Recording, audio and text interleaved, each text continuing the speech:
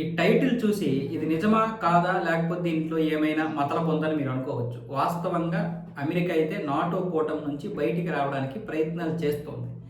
అయితే అది ఎప్పటి వరకు అన్నది తెలియదు. ట్రంప్ ఉన్నంత వరకు ఈ నాటో కూటమి నుంచి బయటకు వచ్చేయాలని చూస్తున్నట్లుగా తెలుస్తోంది. ఎందుకు అంటే ట్రంప్కి మొదటి నుంచి నాటో కూటమి అంటే ఇష్టం లేదు. నాటోని విచ్ఛిన్నం చేయడానికి ప్రయత్నాలు చేశాడు. లాస్ట్ టైం అలాగే అన్నాడు. అంటే పేపర్లో ఉన్నటువంటివి ఏవి కూడా మీరు ప్రాక్టికల్గా వచ్చేసరికి చేయలేకపోతున్నారు. కాబట్టి ఈ నాటో కూటమి దేనికి ఉపయోగం? నాటో కూటమి వల్ల మాకే నష్టం.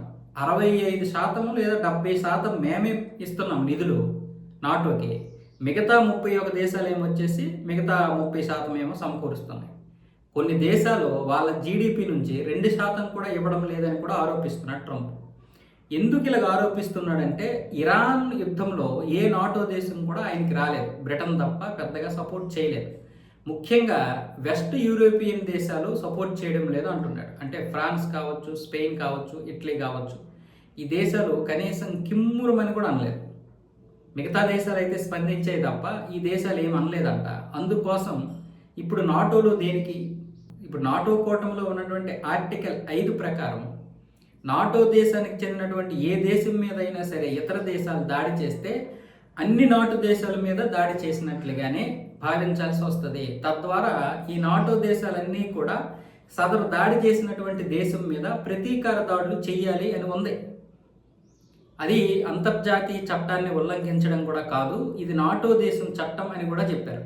నాటో కూటమి ఎందుకు ఏర్పడిందంటే సోవియట్ యూనియన్ విస్తరణని అడ్డుకోవడానికి ఏర్పడింది. మరి సోవియట్ యూనియన్ విస్తరణ అడ్డుకోవడానికి ఏర్పడినటువంటి ఈ కూటమి ఆర్టికల్ 5ని పాటించడం లేదు, అటు రష్యా మీద రష్యా చేస్తున్నటువంటి దాడుల్ని అడ్డుకోవడం లేదు అంటున్నాడు ట్రంప్. కానీ ఇక్కడ ఉక్రెయిన్ ఎలా పోరాడగలుగుతోంది? గత 4 సంవత్సరాల నుంచి రష్యా లాంటి దేశంతో ఎలా పోరాడగలుగుతోంది? ఒకవేళ నాటో దేశాలు కనుక సపోర్ట్ చేయకపోతే పోరాడగలుగుతుందా? ఆ విషయం అమెరికాకి తెలుసు. కాకపోతే ఇక్కడ అమెరికా ఉక్రెయిన్ బూచీగా చూపించి అన్ని దేశాల నుంచి కూడా ఇక్కడ ఆయుధాలు పంపిస్తుంది. అప్పు కావాలన్నా కూడా యూరోపియన్ దేశాలతోటి ఇప్పిస్తుంది. ఇక్కడ మాత్రం తన యొక్క ఆయుధాలను అమ్ముకుంటుంది. 50% అమెరికానే ఉక్రెయిన్కి తన యొక్క ఆయుధాలు అమ్ముతుంది, డబ్బు తీసుకొస్తుంది. ట్రంప్ ఏమొచ్చేసి ఏం చేస్తాడు? అక్కడ ఉన్నటువంటి ఖనిజాలు కూడా తీసుకురావడానికి ఒప్పందాలు చేసుకుంటాడు. ఇంతకుముందు బైడెన్ కూడా కొన్ని ఫ్రీగా ఇచ్చామని చెప్పాడు, కానీ అమెరికా వాళ్ళు వెబ్గా రాసుకున్నారు. అంటే ఉక్రెయిన్ మనకు ఒప్పందం అన్న విధంగా రాసుకున్నారు. మరి ఏంటి ఉపయోగం? అలాంటి చిన్న దేశం మీద యూరోపియన్ దేశాలు ఎంతో కొంత ఉచితంగా ఇస్తున్నాయి, రాయితీలతో ఆయుధాలు ఇస్తున్నాయి. కానీ అమెరికా మాత్రం అప్పు ఇస్తున్నది, వడ్డీ తీసుకుంటుంది, లేదనుకుంటే ఖనిజాలు తీసుకుంటామని చెప్తుంది, లేదనుకుంటే కొన్ని డబ్బులకు అమ్ముతుంది. ఇంకేంటి అంటే లాభము ఇటు అమెరికాకే. అలాంటప్పుడు నాటో కూటమిలో 60% 70% అది నిధులు సమకూరిస్తే ఏంటి తప్పని కూడా ఈ కూటమి దేశాలన్నీ అంటున్నాయి. కానీ ఇప్పుడు ఒకవేళ కనుక నాటో నుంచి బయటకు వచ్చేస్తే అమెరికా ఎవరికి లాభం? అమెరికాకి ఏం లాభమో తెలియదు, కానీ సోవియట్ యూనియన్ మళ్ళీ పెరిగిపోద్ది. రష్యా ఇప్పటికే అనేక దేశాల మీద పట్టు సాధిస్తుంది. అలా అయితే ఉక్రెయిన్ని పూర్తిగా ఆక్రమించేస్తుంది, కీవ్ను పూర్తిగా ఆక్రమించేసి రష్యాలో కలిపేస్తుంది. ఇప్పటికే ఉక్రెయిన్ యుద్ధం చేస్తుంది అనుకోవడమే కానీ యుద్ధం చేసిన ప్రతిసారి కూడా ఎంతో కొంత కోల్పోతుంది. ఉక్రెయిన్ దాడి చేస్తుంది రష్యా మీద, 20 డ్రోన్లు, 30 డ్రోన్లు, 200 డ్రోన్లు అంటారు. ఆ డ్రోన్లు వేసిన తర్వాత రష్యా ఏం చేస్తుంది? సరిగ్గా ఇదే అదునుగా భావించి అది మరొక 120 130 డ్రోన్లు వేసేమని చెప్పి ప్రతీకార దాడులు చేసామని చెప్పి ఒక 1/2 కిలోమీటరు 1/4 కిలోమీటరు ముందుకు వచ్చేస్తుంది, కీవ్ వరకు వచ్చేస్తుంది. అలాగే ఈ విషయం ఎవరికి తెలియదు. అబ్బా, రష్యాని కొడుతుందిరా ఉక్రెయిన్, భలే కొడుతుంది, అంత పెద్ద దేశాన్ని ఇంత చిన్న ఉక్రెయిన్ ఎలా కొడుతుందో అర్థం కావడం లేదు. అదిరా యుద్ధం అంటే, అదిరా స్ట్రాటజీ అంటే, అదిరా వ్యూహం అంటే అంటాం మనం. కానీ ఇక్కడ రష్యా సంపాదించుకున్నటువంటి భూమి గురించి మనం మాట్లాడడం. ఈరోజు డొనెట్స్కో 80% రష్యా అధీనంలోకి వెళ్ళిపోయింది. ఇప్పటికీ రష్యా ఏమంటుంది? మేము కాల్పుల విరమణ చేస్తాము, ఒప్పందం ఒప్పుకుంటాము, కానీ మాకు డొనెట్స్కో మొత్తం కావాలంటాం. అంటే ఇంకా డొనెట్స్కో ఉక్రెయిన్ భూభాగంలోనే ఉందా అనుకుంటాయి ప్రపంచ దేశాలు లేదా ప్రపంచ ప్రజలు. వాస్తవానికి అది ఇటు వచ్చేసింది. రష్యాకి 79 నుంచి 80% వచ్చేసింది.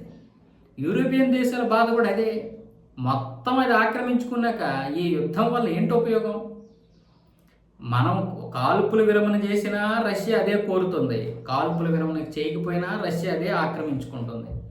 ఇప్పుడు నువ్వేమొచ్చేసి ప్రపంచ దేశాలతో యుద్ధం చేస్తావు, ఆ ఉక్రెయిన్ ఏమొచ్చేసి పక్కకు వదిలేస్తున్నావు. ఏం జరుగుతుంది ఇక్కడ?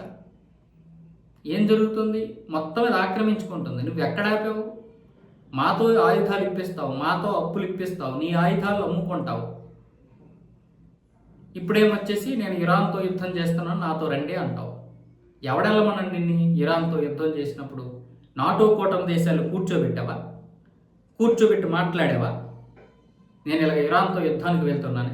అప్పటికప్పుడు హడావిడిగా వాడికో వీడికో ఫోన్ చేసేస్తావు, ఇరాన్ మీద దాడి చేసేస్తానని అంటావు. అన్నయ్య నువ్వు దాడి చేయగానే మేము నీ వెనకాల తోపుకుంటుకుంటూ వచ్చేయాలి. మేము ఆర్థికంగా ఎంత నష్టపోయినా నీకు పర్వాలేదు,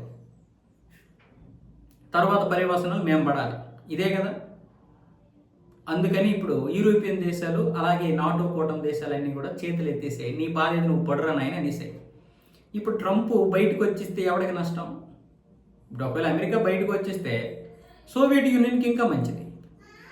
ఇప్పుడు ఇప్పుడు యూరోప్ దేశాలు ఏమవుతాయి? సోవియట్ దేశాలన్నింటినీ ఆక్రమించుకుంటే మొత్తం వాటి వైపు వచ్చేస్తుంది రష్యా, మొత్తం అంతవరకు వచ్చేస్తుంది. ఇప్పటికే రష్యాకి ఇరాన్ ఎలాగో సపోర్టు, గల్ఫ్ దేశాలు ఎలాగో వ్యతిరేకం లేదు. అవి సపోర్ట్ లేవు కానీ వ్యతిరేకం కూడా లేదు. ఇంకప్పుడు ఏమవుతుంది? దీనికి మొత్తం పట్టు వస్తుంది. లాస్ట్ టైం ఎలాగైతే పట్టు వచ్చిందో అలాంటి పట్టు వచ్చేస్తుంది.